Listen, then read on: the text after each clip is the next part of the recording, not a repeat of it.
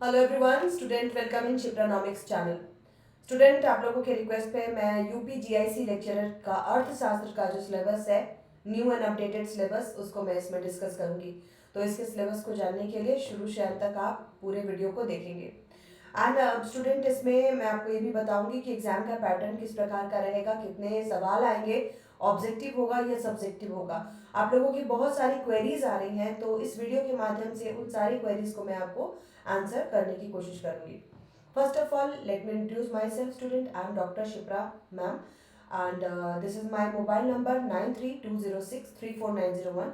आप इस नंबर पर कॉन्टैक्ट कर सकते हैं और मेरा ऐप है शिप्रोनॉमिक्स एंड शिप्रोनॉमिक्स लाइव कोर्सेज। मेरा ऐप आपको गूगल प्ले स्टोर पर उपलब्ध है और मैंने पहले भी आपको नोटिफिकेशन दे दिया है। मेरे द्वारा आप लोगों के लिए यूपी जीआईसी लेक्चरर का नया बैच मंडे से स्टार्ट किया जाएगा, तो आप इसमें जल्दी से जल्दी एनरोल कर लें ताकि आप अपने इस कोर्स को टाइम से पूरा कर सकें। एग्जाम का पैटर्न स्टूडेंट, पहले पीटी और उसके बाद मेन का एग्जाम होगा। प्रीलिम में मोड ऑब्जेक्टिव टाइप का होगा, ऑब्जेक्टिव टाइप के सवाल आएंगे और 120 क्वेश्चन में से 80 क्वेश्चन आपके अपने सब्जेक्ट इकोनॉमिक्स से होगा एंड 40 क्वेश्चन जीएस का होगा। नेगेटिव मार्किंग भी होगी, इसमें 1/3 नेगेटिव मार्किंग की बात कही गई है। ड्यूरेशन 2 घंटे का होगा। इसके बाद जो मेंस का एग्जाम होगा उसमें भी 2 पेपर होंगे। पेपर फर्स्ट जो है वो जनरल हिंदी या नेशनल का होगा। पेपर 2 आपके अपने सब्जेक्ट इकोनॉमिक्स का होगा जो 300 मार्क्स का होगा।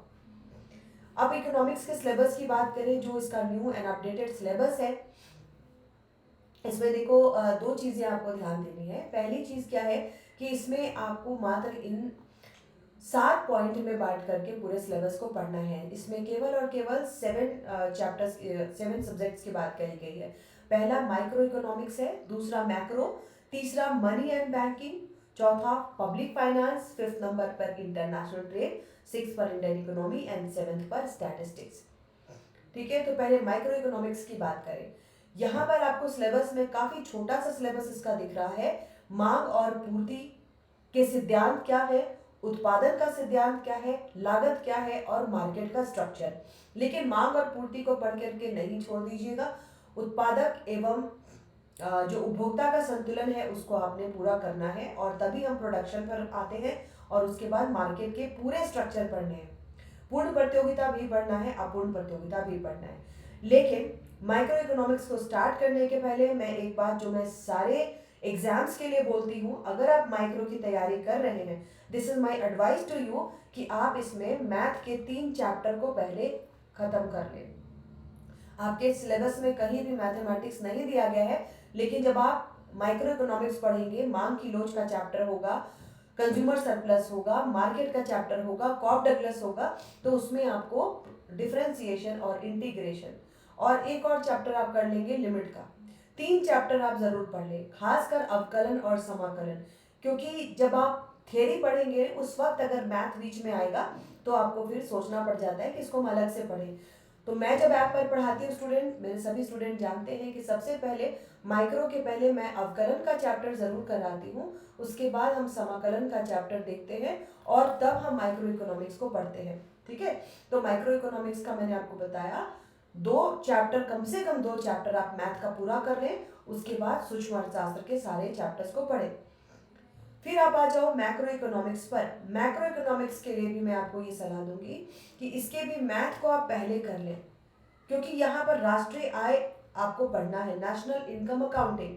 तो 2 सेक्टर इकोनॉमी, 3 सेक्टर इकोनॉमी और 4 सेक्टर इकोनॉमी, इससे रिलेटेड मैथ जरूर बना लीजिए।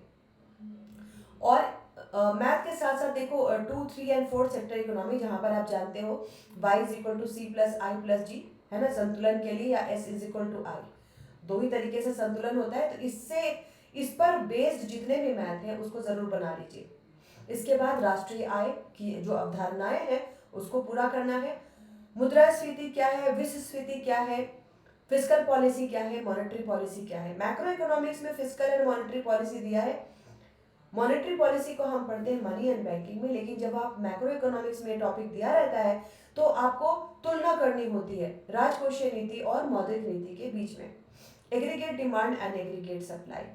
तो बहुत ही छोटा सा चैप्टर है मैक्रो इकोनॉमिक्स का। थर्ड नंबर पर आ जाता है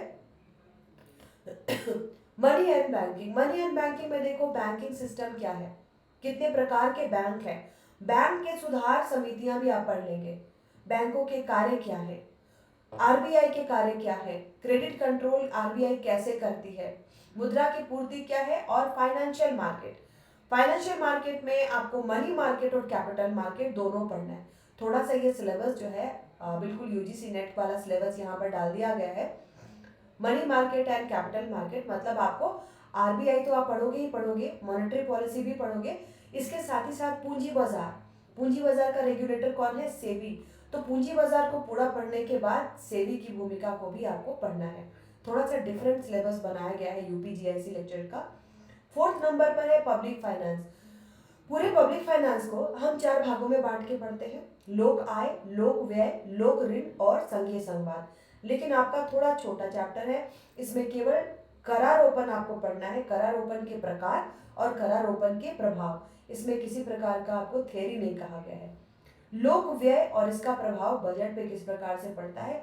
अब यहाँ पर बजटिंग दिया हुआ है, तो जितने प्रकार के घाटे हैं, बजट घाटा, राजकोषीय घाटा, प्राथमिक घाटा, इन सब के फॉर्मूलाज को आपको पढ़ना है। Fiscal deficit and fiscal policy, इन दोनों को भी आपको पूरा करना है। फिफ्थ नंबर पर हम आ जाते हैं अंतरराष्ट्रीय व्यापार और foreign exchange, balance of payment, foreign exchange, terms of trade, इन 3 को आपको बहुत ही अच्छे से पढ़ना है। साथ ही साथ ट्रेड पॉलिसीज क्या है, WTO के बारे में पढ़ना है और ट्रेड एग्रीमेंट के बारे में पढ़ना है। ट्रेड एग्रीमेंट स्टूडेंट एक चीज मैं और बोलूंगी, अभी वर्तमान में जो ट्रेड एग्रीमेंट्स चल रहे हैं अपडेटेड, आप उसको कहीं से भी न्यूज़पेपर से या किसी मैगजीन से भी इसमें, क्योंकि ये अपडेटेड होना चाहिए। आप लोगों का यूपीजीआईसी लेक्चर्स का एग्जाम है, तो इसका थोड़ा सा जो मैं अभी से आपको बता दूं, जो लेवल रहेगा वो थोड़ा सा हाई रहेगा। तो ट्रेड एग्रीमेंट्स कहा जा रहा है, या जो भी इकोनॉमिक्स के टॉपिक्स है जिसको आप अपडेटेड पढ़ सकते हो। अपडेटेड मतलब उसमें नए डाटा को डालना है, तो उसको अपडेट करके ही पढ़ेंगे। 6 नंबर पर है इंडियन इकोनॉमी। इंडियन इकोनॉमी को इसमें आप आर्थिक सर्वेक्षण जो हमारा 2025 का है उससे अपडेटेड करके इसको पढ़िएगा। और गवर्नमेंट की 2-3 साइट मैं हमेशा बताती रहती हूँ, गवर्नमेंट की 2-3 साइट से जहाँ से आप जो ऑथेंटिक डाटा होता है वो लेते हैं। इंडियन इकोनॉमी के लिए मेरे पास आप लोगों के मैसेजेस हैं, मैं उसका जवाब आपको अभी इस वीडियो के माध्यम से दे देती हूँ कि क्या मैम हम मैगजीन से इसको कर सकते हैं कि नहीं, तो नेवर डू दैट। मैगजीन्स में कभी कभी क्या होता है कि डाटा गलत भी हो जाता है ना। लेकिन जब आप गवर्नमेंट के साइट से तैयारी करते हो ना, जैसे आर्थिक सर्वेक्षण 2025 गवर्नमेंट का पब्लिकेशन है, अगर आप इसके आंकड़ों को यूज करते हो और आपको लगता है कि आंसर की में कहीं पर गड़बड़ी है, ज़्यादातर स्टूडेंट आप क्या करते हो, चैलेंज करना चाहते हो, तो ऑथेंटिक सोर्स से अगर आप पढ़ेंगे तो आप चैलेंज कर पाएंगे क्वेश्चन को।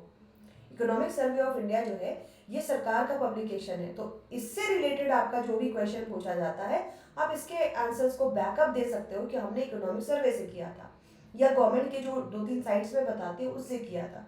ठीक है, इसमें एग्रीकल्चर, इंडस्ट्री और सर्विस सेक्टर, इन तीनों को आप किसी भी बुक से कर लो, नॉर्मल जिस किसी भी बुक से आप पढ़ सकते हो, मिश्रा पूरी से पढ़ सकते हो, लालन लाल सर की किताब उससे भी पढ़ सकते हो, लेकिन अपडेटेड होना चाहिए। अपडेटेड मतलब इस पर आर्थिक सर्वेक्षण के आंकड़ों को आप डालिए, साथ ही साथ इसमें जो मैंने बताया है सरकार के जो भी साइट्स हैं, है ना, सांख्यिकी विभाग का जो है उससे भी आप आंकड़े लेकर के इसमें डाल सकते हैं।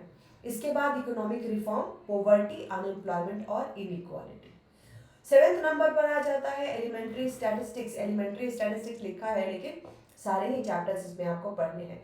आप स्टार्ट कहाँ से करोगे, यहाँ पर एवरेजेस लिखा है, एवरेजेस मतलब मीन, मीडियन, मोड आप कर लो, है ना, केंद्रीय प्रवृत्ति की माप। उसके बाद mean deviation, standard deviation, index number, correlation, regression, इन सभी को आपको करना है।